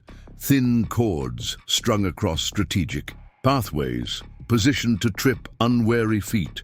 Small packets of herbs and powders placed near the hearth, ready to be cast into the flames. A carefully measured portion of blasting powder secreted in a hidden recess beneath a floorboard, connected to a crude fuse that Anna had constructed. The preparations were elaborate yet simple, designed to create maximum impact with minimal risk. But they required perfect timing, perfect execution. One mistake, one miscalculation, and their plan would fail, with potentially deadly consequences. As darkness deepened outside, Rebecca sat at the table, applying the evening's medicine to her eyes as instructed. Anna moved quietly around the cabin, checking and rechecking their preparations. "Anna," Rebecca said softly, breaking the tense silence, "if this doesn't work, if Blackwood and his men aren't deterred, then we have second plan," Anna replied, her voice calm. "Escape, route prepared, supplies hidden in hollow tree 50 paces west of cabin, enough to reach next valley if needed." The contingency reassured Rebecca somewhat, though the prospect of fleeing into the wilderness with limited vision as winter approached was hardly comforting. But it was something, a final option, if all else failed. "We should try to rest," Anna suggested, though rest seemed an impossibility under the circumstances. "Need clear minds tomorrow. We'll take shifts watching. I take first, you sleep." Rebecca nodded, knowing Anna was right, but doubting sleep would come easily. Rising carefully from the table, she made her way to her bed, fully clothed against the night's chill and tomorrow's uncertainty. "Anna," she said as she settled onto the narrow cot, "thank you for staying, for helping, for everything." There was a pause, then Anna's voice came softly through the darkness. "No thanks needed. We face this together now, as equals." The simple statement warmed something in Rebecca's chest. Equals. Despite their different backgrounds, despite Rebecca's disability, despite the vast gulf in their life experiences, Anna saw them as equals in this struggle, partners in a common cause. With that thought providing unexpected comfort, Rebecca closed her eyes, allowing the medicine to do its work as she drifted into an uneasy sleep, awaiting the dawn and whatever it might bring. Rebecca woke to Anna's light touch on her shoulder. The cabin was still dark, the air sharp with cold despite the banked fire. "Time," Anna whispered. "Dawn approaches." For a moment, disorientation clouded Rebecca's mind. Then memory rushed back, Blackwood's plans, their own desperate preparations, the confrontation that awaited with the rising sun. She sat up immediately, her heart pounding. "How long?"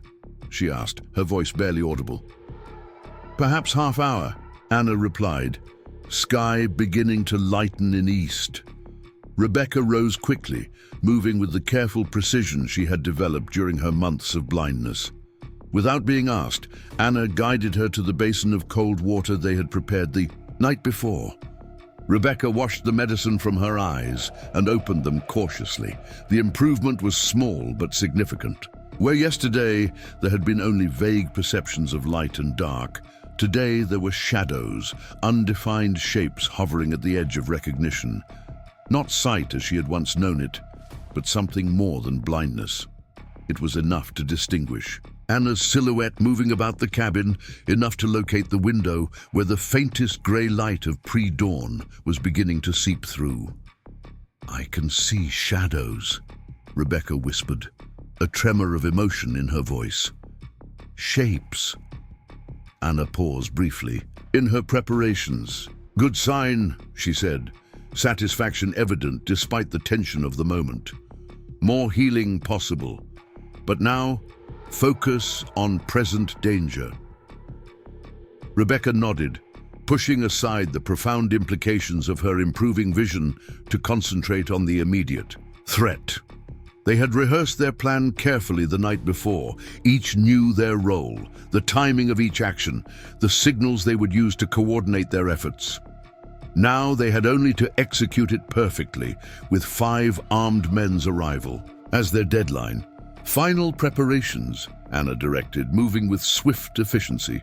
She guided Rebecca to her position near the hearth, where the specially prepared herbs and powders waited. "Remember, wait for my signal, not before." "I remember," Rebecca assured her, fingers finding the small cloth packets by touch, confirming their placement. She would need to cast them into the fire at precisely the right moment, creating the smoke and fumes that would disorient their unwelcome visitors. The next 20 minutes passed in tense silence as they completed the last details of their preparation. Anna extinguished all but a single candle, plunging the cabin into near darkness that would hide their preparations and force Blackwood's men to move cautiously, making them more vulnerable to the traps they had set. She checked the positioning of trip cords, tested the crude but effective alarm system of suspended metal objects that would create a cacophony if disturbed. Finally, she joined Rebecca by the hearth, her presence a reassuring warmth in the dimness. "They come," she murmured. "Hear horses approaching." Rebecca strained her ears, detecting the faint sound of hoofbeats growing gradually louder. A cold knot formed in her stomach. This was no longer theoretical, no longer a plan to be discussed and refined. The confrontation was minutes away and its outcome far from certain. "Are you afraid?" she asked softly. "Yes," Anna replied simply. "Fear keeps mind sharp, but control fear. Do not let it control you." The hoofbeats slowed, then stopped at what Rebecca estimated was about 50 yards from the cabin. Low voices carried through the still dawn air, though individual words were indistinguishable. The creak of saddle leather, the soft thud of boots hitting the ground. At least 3 men, possibly all 5 that Anna had overheard Blackwood mentioning. "They approach on foot," Anna whispered. "Take positions."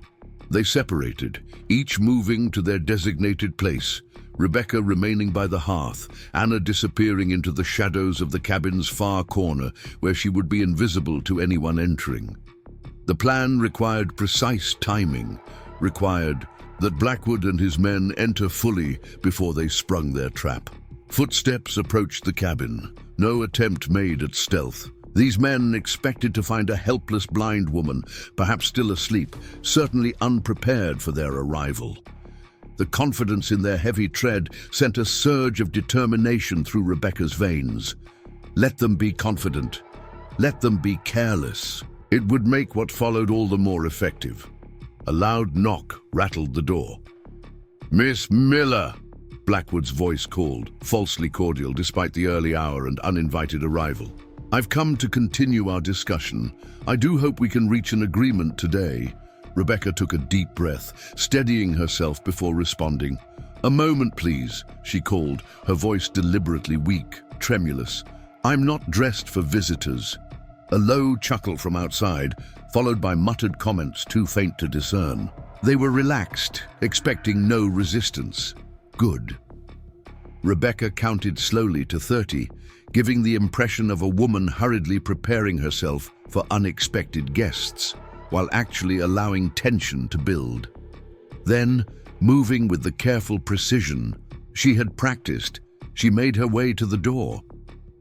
"Mr. Blackwood," she said as she opened it, presenting the picture of vulnerability in her nightdress with a shawl hastily thrown over her shoulders. "This is most irregular. Dawn has barely broken." "Apologies for the early hour, Miss Miller," Blackwood replied, his voice a study in false solicitude. "Business requires my attention in Silver Creek later today, and I wanted to conclude our affairs before departing." Without waiting for an invitation, he stepped past her into the cabin. 4 other men followed, ranch hands by their dress and manner, uncomfortable in the close confines of the small dwelling, but clearly following Blackwood's lead without question. "As I mentioned during our previous conversation," Blackwood continued, moving toward the center of the main room exactly as Anna had predicted he would, "time is of the essence. Winter approaches, and arrangements must be made." Rebecca closed the door behind them, her pulse racing but her movements deliberately, slow, unthreatening. "Of course," she agreed mildly, "though I'm puzzled why you felt the need to bring so many associates for a simple business discussion." Blackwood's laugh held no humor. "Insurance, my dear. The frontier can be a dangerous place for a solitary traveler. A pause, during which Rebecca could almost feel his assessing gaze. I see you're still alone. I had wondered, after your cryptic comments the other day. Did you think I was lying? Rebecca asked, moving carefully back toward the hearth, counting steps in her mind, 3 more to reach her position. 2, 1. Let's dispense with the games, Miss Miller, Blackwood said, his tone hardening. I've brought papers for you to sign, transferring your interest in this property to me for the sum we discussed. I suggest you cooperate. My men have had a long ride and are anxious to return to more comfortable surroundings. Rebecca reached the hearth, her fingertips finding the edge of the stone surround, perfect position. And if I refuse? She asked, deliberately provocative. Blackwood sighed, a sound of calculated patience wearing thin.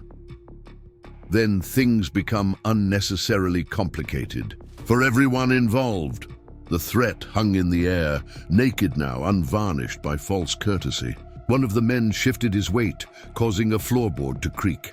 Another coughed nervously. They were all inside, positions exactly as anticipated. It was time. I'm afraid I can't sign anything today, Mr. Blackwood, Rebecca said, her voice steadier than she had expected. Or any day, for that matter. This land is my home. I won't be leaving it. A moment of silence, then Blackwood's laugh, sharp, disbelieving. Miss Miller, I don't think you understand your situation. This isn't a negotiation. No, Rebecca. Agreed. It isn't. That was the signal. From the shadows of the cabin's far corner came a sound, low at first, then rising in volume and intensity. A chant in Lakota. Anna's voice taking on a quality Rebecca had never heard before, resonant and otherworldly. The unexpected sound startled Blackwood's men. She could hear their sudden movements, the quick intakes of breath. What the devil? Blackwood began. Rebecca moved swiftly, reaching for the first packet of herbs and casting it into the fire. The flames flared an unnatural green, and acrid smoke began to fill the cabin. Simultaneously, one of the men triggered the tripcord. Anna had positioned, sending metal cookware clattering to the floor with a discordant crash. Confusion erupted immediately. Men cursed, stumbled in the dim light now filled with strangely colored smoke. Anna's chanting continued, seeming to come from everywhere and nowhere as she moved silently through the shadows. Get her, Blackwood shouted. But in the chaos, it wasn't clear which her he meant or where either woman was in the smoke-filled space. Rebecca threw the second packet into the fire.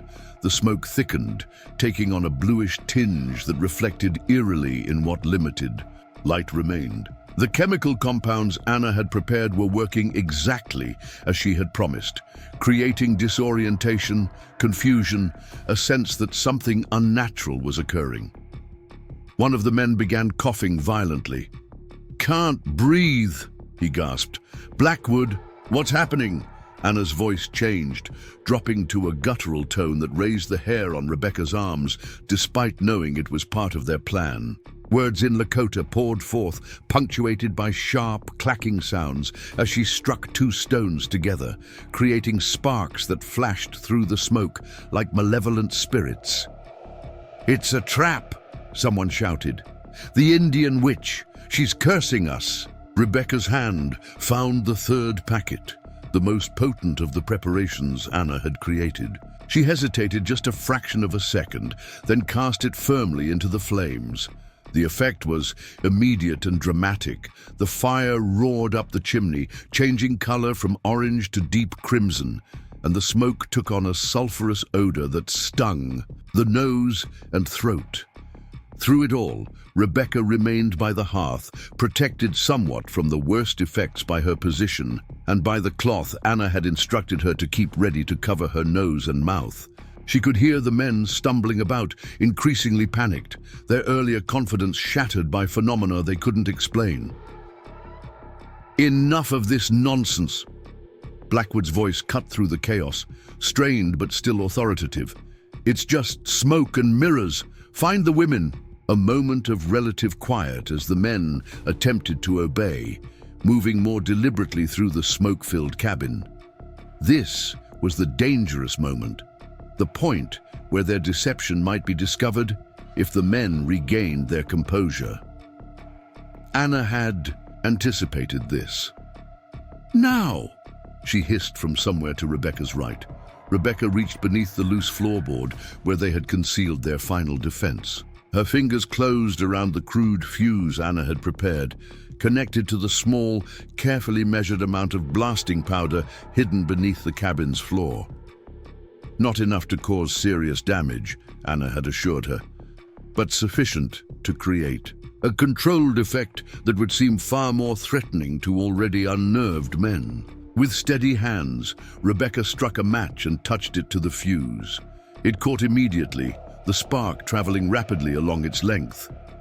She stepped back, counting silently as Anna had instructed her. 1, 2, 3. The blast was deafening. In the confined space, the cabin floor shook, dust and debris raining down from the ceiling. Though small by blasting standards, the controlled explosion created exactly the effect they had intended, a terrifying, inexplicable event for men already on edge. Chaos erupted anew. Men shouted in genuine fear now, abandoning any pretense of bravery. Through the smoke and confusion, Rebecca could make out shapes rushing toward the door, colliding with each other in their haste to escape. "Cursed! The place is cursed!" one man yelled as he fled. "The woman made a pact with devils!" another shouted, voice receding as he escaped into the dawn light. Only Blackwood seemed to hesitate, his voice rising above the pandemonium. "Stop, you fools! It's just tricks and—" His words cut off abruptly as Anna emerged from the smoke directly before him, her face painted with symbols she had applied in the darkness, her appearance transformed into something fierce and otherworldly. In her hand, she held a knife that caught what little light penetrated the cabin, its blade seeming to glow with an inner fire, another of her clever preparations. "Leave this place," Anna commanded, her voice pitched to carry, to intimidate. "Leave this woman, this land, or next time spirits take more than your courage." Rebecca couldn't see Blackwood's face clearly, but she could imagine the conflict there. Fear warring with pride, superstition battling rational thought. For a long moment, he stood his ground. Then, with a curse, he turned and strode from the cabin, following his men who had already fled to their horses. The sound of pounding hoofbeats filled the air, growing fainter as Blackwood and his men retreated at speed. Rebecca sagged against the hearth, relief washing through her in a dizzying wave. Anna moved swiftly to the door, watching their departure, then turned back to Rebecca. "They go," she confirmed, satisfaction evident in her voice, riding fast, not looking back. Rebecca laughed, the sound tinged with hysteria and relief. "It worked. I can hardly believe it worked." "Of course worked," Anna said, moving to open the window coverings, allowing fresh air to clear the lingering smoke. Men like Blackwood brave only when they understand what they face. Make them face what they cannot understand, and courage turns to water. As the smoke dissipated, Rebecca's limited vision cleared enough to make out Anna's form moving efficiently around the cabin, restoring order to their deliberately created chaos. The painted symbols on her face gave her an alien appearance, fierce and powerful. "Will they come back?" Rebecca asked, the question unavoidable despite their momentary victory. Anna paused in her work, considering. "Not today, not tomorrow. After that," she shrugged, "depends on how fear balances against greed in Blackwood's mind." It wasn't the absolute assurance Rebecca might have wished for, but it was honest. And honesty, she had learned, was Anna's way.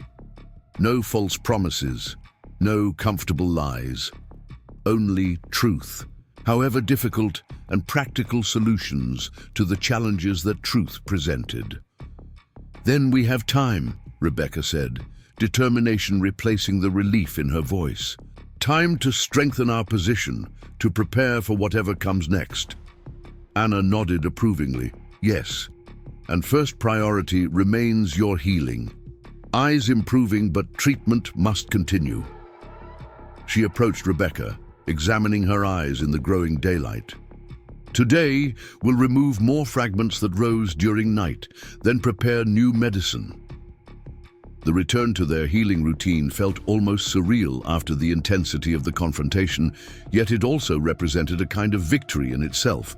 The assertion that normal life would continue despite Blackwood's threats, that healing and growth remained possible even in the shadow of danger. As Anna worked carefully to extract the tiny fragments that had risen to the surface of Rebecca's eyes overnight, Rebecca found herself contemplating the remarkable partnership that had developed between them. Teacher and student, healer and patient, each bringing different strengths to their shared challenges. There was a balance in it that felt right, that felt like the foundation of something that could endure beyond the immediate crisis. Anna, Rebecca said as the Lakota woman finished the extraction and began applying a soothing ointment to her tender eyes. What happens when winter comes, when the heavy snows make travel impossible? Anna's hands paused briefly, then resumed their gentle work. What are you asking? I'm asking if you'll stay, Rebecca said directly. Not just until my eyes are healed, not just until Blackwood gives up his claim. Through winter, perhaps beyond. The question hung between them, weighted with implications. Neither had openly acknowledged until this moment. Anna remained silent, completing her treatment before responding. Finally, she stepped back, her gaze, invisible to Rebecca's limited sight but felt nonetheless, seemingly evaluating something beyond the physical healing of Rebecca's eyes. "Why do you want me to stay?" she asked, her tone carefully neutral. Rebecca considered her answer carefully. "Because we work well together," she said. "Because you've brought knowledge and skills I lack, just as I believe I might offer knowledge and skills you could use. Because two survive better than one on the frontier, regardless of other circumstances."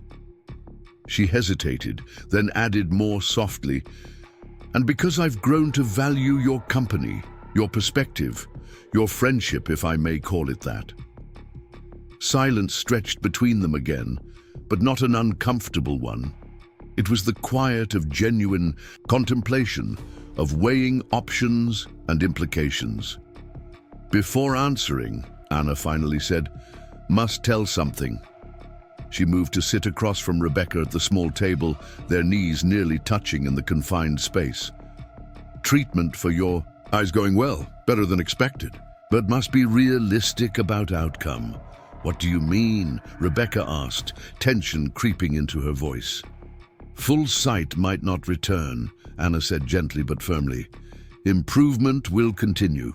More light perception, perhaps shadows and movement. Maybe shapes, large objects, but fine details, reading, sewing." She trailed off, allowing Rebecca to draw the inevitable conclusion. The assessment settled heavily in Rebecca's chest. She had known intellectually that full restoration of her sight was unlikely. The doctor in Silver Creek had said as much, though without offering even the partial improvement Anna had already achieved. Yet hearing it stated so plainly, even as her vision showed daily progress, brought a sharp edge of grief she hadn't expected. "I understand," Rebecca said after a moment, her voice steady despite the emotion roiling beneath. "I'm grateful for whatever improvement is possible, truly." Anna made a soft sound of approval. "Good. No false hopes, but also no surrender to despair." Her hand found Rebecca's on the table, a brief touch that conveyed more than words could have. "Now can answer your question. Yes, we'll stay through winter." Relief flooded through Rebecca, followed quickly by practical considerations. "We'll need more supplies, more firewood, certainly. Perhaps another hunting trip before the first heavy snow." "Yes," Anna agreed, and more permanent solutions for Blackwood problem. Today's victory temporary only. He will recover courage eventually. The reminder sobered Rebecca's momentary elation. What do you suggest? Anna rose, moving to the window where the morning light now streamed fully into the cabin. First, create true legal claim to land. Papers in your name, not Nathan's. How? Rebecca asked. The claim is registered in Silver Creek under Nathan's. Your name, without his signature. There are ways, Anna said. Martha Jenkins respected in community. Her word carries weight. And Nathan left you, abandoned legal obligation to care for wife. We weren't married, Rebecca corrected automatically, then stopped, understanding dawning. You're suggesting we let people believe we were married? Already believe, Anna pointed out. Man and woman living together, building home, most. Assume marriage. Use assumption. Martha can testify to abandonment. Create sympathy with town authorities. It was pragmatic, if not entirely honest. But then, neither had Nathan's treatment of her been honest. He had promised partnership, protection, a future built together, then abandoned her at the first serious challenge to those promises. What else? Rebecca asked, setting aside moral qualms in favor of practical solutions. Second, create alliance with neighbors, not just Martha, others who may have reason to distrust Blackwood. Anna's voice took on an edge of satisfaction. Heard interesting talk in Silver Creek yesterday. Blackwood not popular with small ranchers. Takes water rights. Blocks access to grazing land. Many resent him, fear to act alone. You think they might support us against him? Possible, Anna allowed. Not from kindness, from self-interest. Enemy of enemy becomes friend on frontier. The strategy made sense. Blackwood's power derived partially from isolation, from each smaller rancher or homesteader believing they stood alone against his influence and resources. If they could create a coalition of shared interest, the balance might shift. And third, Rebecca prompted, sensing there was more to Anna's planning. Third, most important, Anna said, a new seriousness entering her voice. Must be prepared. To defend physically if necessary. Today's tricks bought time, created fear. But fear fades. Men return to familiar patterns when memory of unusual experience weakens. You mean weapons, Rebecca stated, not asked. But I can barely see, Anna. I can't aim a rifle effectively. Not speaking of rifle, Anna clarified. Speaking of defenses that don't require precise sight, traps, alarms, barriers. She paused, then added more deliberately, and teaching you to use other senses, to hear approach, to feel vibration, to smell change in air when stranger near. It was a different kind of adaptation than Rebecca had imagined when considering her blindness, not merely learning to navigate familiar spaces or perform daily tasks, but developing heightened awareness of her surroundings through non-visual means. The prospect was both daunting and oddly exciting, a challenge that engaged her innate determination rather than triggering despair. Do you think I can learn these things? She asked. Already learning, Anna replied confidently. This morning, turned toward sound of my approach without hesitation. Yesterday, found objects by touch without counting steps as before. Body adapts when one sense diminishes. Other senses strengthen to compensate. The observation was accurate, Rebecca realized. She had been changing, adapting in subtle ways she hadn't fully recognized. Her hearing seemed more acute, her sense of touch more discriminating. Even her sense of smell had sharpened, allowing her to distinguish individuals by their scent. Anna's mix of sage and pine and leather, Martha's lavender and wool, Blackwood's tobacco and whiskey. I want to learn, Rebecca decided. Everything you can teach me, about defense, about healing, about... She gestured vaguely at the cabin around them. About surviving here, with whatever level of sight I ultimately regain. Anna made a sound. of approval.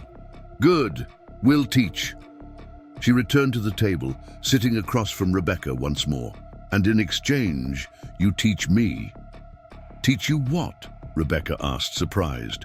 What could I possibly offer that you don't already know? Many things, Anna replied seriously. Reading English words on paper, writing messages that white authorities respect, knowledge from books. She hesitated, then added more softly, ways of your world that remain closed to me, that limit what I can achieve alone. The request revealed a vulnerability Rebecca hadn't fully perceived before. For all her capable self-sufficiency, Anna too faced limitations, barriers of language and culture that restricted her movements in the settler world, just as Rebecca's blindness created barriers for her. Of course I'll teach you, Rebecca agreed immediately, though reading lessons may need to wait until my vision improves enough to see the words myself. Can begin with speaking lessons, Anna suggested. Proper English words, arranged in ways that white officials respect. Martha can provide books later, when eyes ready. The plan was taking shape between them, not just for immediate survival, but for mutual growth, for a partnership that extended beyond crisis and into a shared future. It felt right in a way Rebecca couldn't fully articulate, as if the confluence of their separate journeys had created something neither could have found alone. The rest of the day passed in practical activity. They cleared the remnants of their defensive preparations, restored the cabin to order, and began a systematic inventory of supplies that would need replenishing before winter fully arrived. Anna applied the day's treatments to Rebecca's eyes, noting with satisfaction the continued reduction in swelling and clouding. By late afternoon, exhaustion caught up with them both. The aftermath of tension, of confrontation, of the physical and emotional demands the day had placed upon them. They ate a simple meal of venison stew, sitting in companionable silence as the light began to fade outside the cabin's windows. Early sleep tonight, Anna suggested as they finished eating. Tomorrow brings much work.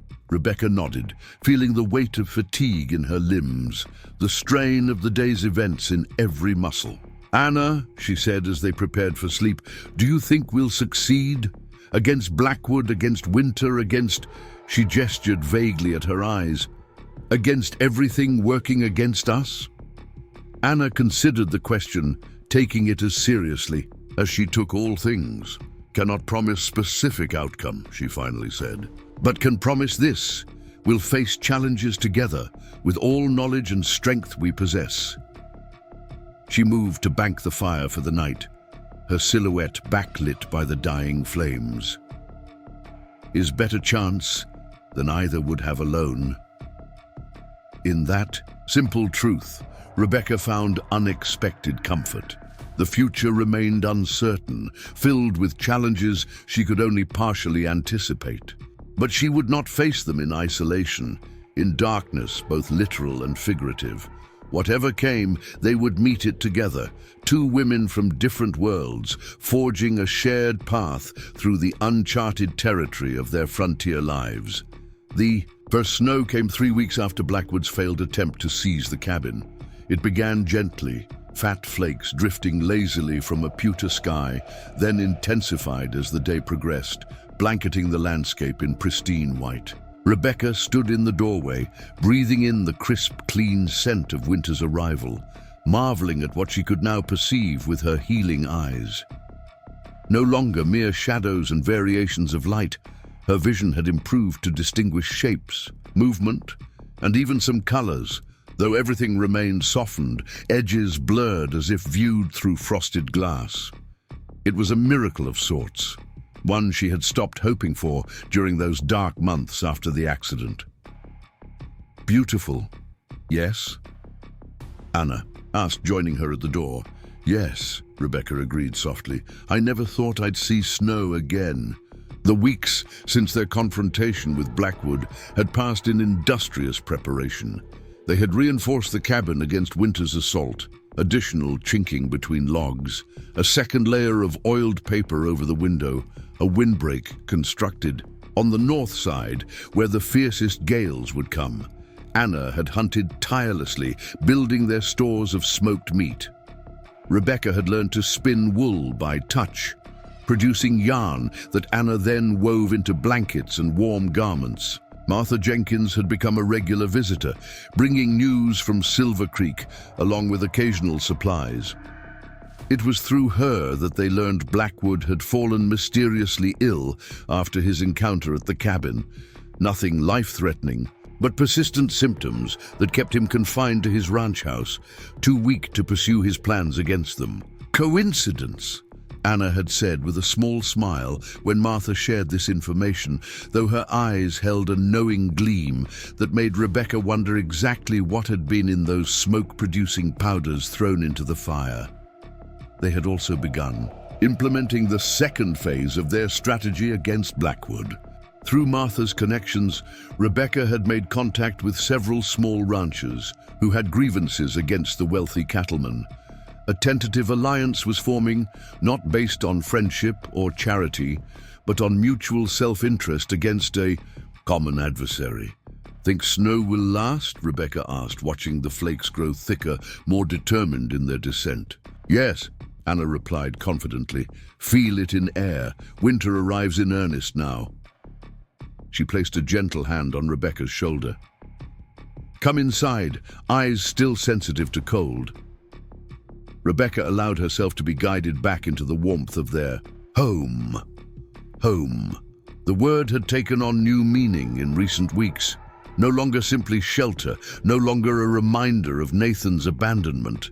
The cabin had transformed into something that truly belonged to them both. Every corner held evidence of their shared efforts, Anna's medicines drying from the rafters, Rebecca's spun yarn in neat skeins, tools positioned where each could find them regardless of visual limitations. "Time for treatment," Anna announced, moving to the small table where she prepared her medicines each day. The routine had become familiar, comforting in its predictability. As Rebecca sat by the window, allowing Anna to examine her eyes in the diffuse light filtering through the snow-brightened sky, she marveled at how far they had come. The treatments had evolved as her healing progressed, less focused now on drawing out fragments, more on strengthening the damaged tissues, on coaxing her eyes to adapt to their altered capabilities. "Cloudiness continues to lessen," Anna observed, her fingers gentle as she tilted Rebecca's face toward the light. "Left eye especially shows improvement." "Will I ever read again?" Rebecca asked. It was a question she had avoided until now, afraid of the answer, but the increasing clarity of her vision had kindled hope she could no longer suppress. Anna considered carefully before answering, her honesty one of the qualities Rebecca had come to value most. "Perhaps," she finally said. "Not small print of books, but larger writing with good light, possible eventually." It was enough, more than enough, considering the total darkness she had lived in for months after the accident. Rebecca smiled, reaching up to briefly touch Anna's hand in gratitude. "Martha brings newspaper next visit," Anna continued. "Will. Use for practice. Start with large headings." The prospect of reconnecting with the written word filled Rebecca with quiet joy. She had been a voracious reader in her former life, finding escape and enlightenment in books since childhood. The loss of reading had been among the most painful consequences of her blindness. As Anna applied the day's medicine, a cooling salve that smelled of mint and something earthy Rebecca couldn't identify, they discussed plans for the weeks ahead. The heavy snow would likely isolate them until spring, save for occasional visits from Martha when weather permitted. They had prepared as thoroughly as possible, but frontier winters were unpredictable beasts, capable of deadly ferocity. "What about Blackwood?" Rebecca asked as Anna finished the treatment. "Do you think his illness will keep him away until spring?" Anna moved to the hearth, adding wood to the fire against the deepening cold outside. Perhaps, but wise to maintain. Vigilance? Man like that, pride wounded by fear, dangerous when strength returns. Rebecca nodded, accepting the assessment. They had won a battle, not the war, but they were stronger now. Not just in their preparations and alliances, but in their understanding of each other, in the seamless partnership they had formed. The day passed in quiet industry as the snow continued to fall. By evening, it had accumulated to nearly a foot deep, transforming the landscape into an unbroken white expanse that glowed with ethereal blue light in the gathering dusk. They sat before the fire after their evening meal, Anna carving a piece of wood with deft movements of her knife, Rebecca practicing reading by touch, tracing raised letters Anna had carved into small wooden blocks. "What are you making?" Rebecca asked, watching the shadowy movements of Anna's hands. "Flute," Anna replied, holding up the partially completed instrument. "For long winter evenings, music makes stillness easier to bear." The thoughtfulness of the gesture touched Rebecca deeply. She had mentioned once, in passing, that she used to sing in Boston, that music had been a comfort during difficult times. Anna had remembered, had found a way to bring that comfort back into her life. "Will you teach me Lakota songs?" Rebecca asked impulsively. Anna looked up, surprise evident even to Rebecca's limited vision. "You wish to learn?" "Yes," Rebecca said simply. "I want to understand your world as you've come to understand mine." A moment of silence, then Anna nodded. "We'll teach songs of my people, and stories too. Winter is time for stories." The snow continued through the night and into the following day, eventually tapering to occasional flurries that danced on gusting winds. They remained indoors, conserving energy and resources as the temperature dropped precipitously. On the third morning, Rebecca woke to brilliant sunshine streaming through the oiled paper of the window. The storm had passed, leaving behind a transformed world sparkling with diamond-bright reflections. It was beautiful beyond description, and for the first time, Rebecca could truly see it, could appreciate the stark majesty of winter on the frontier. "Spring will come," Anna observed, joining her at the window. "Always does, even after hardest winter." The words carried meaning beyond the changing of seasons. They spoke of healing, of perseverance, of the indomitable spirit that had brought them both through their separate tragedies to this shared moment of peace. Rebecca turned from the window, facing Anna directly. In the clear morning light, she could make out the features of her companion's face more distinctly than ever before.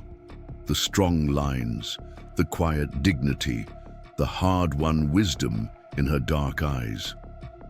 "Whatever comes," Rebecca said softly, "we'll face it together." Anna smiled, a rare, full expression that transformed her usually stoic countenance. "Yes," she agreed. "Together." She reached out, taking Rebecca's hand in a firm clasp that sealed their partnership more definitively than any formal agreement could have done. Outside, the vast Dakota Territory lay silent under its blanket of snow, challenges and dangers still lurking beneath winter's temporary peace. But within the cabin's walls, two women from different worlds had forged something rare and precious, a bond strong enough to withstand whatever the frontier might throw against it. And in that bond, Rebecca Miller, once blind and abandoned, had found not just healing for her eyes, but a new vision for her life. Up next, you've got two more standout stories right on your screen. If this one hit the mark, you won't want to pass these up. Just click and check them out.